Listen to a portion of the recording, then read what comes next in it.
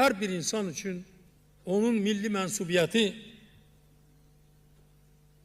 onun gurur mənbəyidir. Mən həmişə fəxr etmişəm. Bu gün də fəxr edirəm ki, mən Azərbaycanlıyam. Ya Allah dostlar, xoş gördük hər birinizi.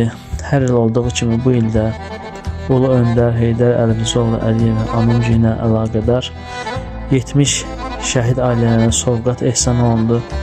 Gördüyünüz kimi Allah müəllimin canını sağ eləsin.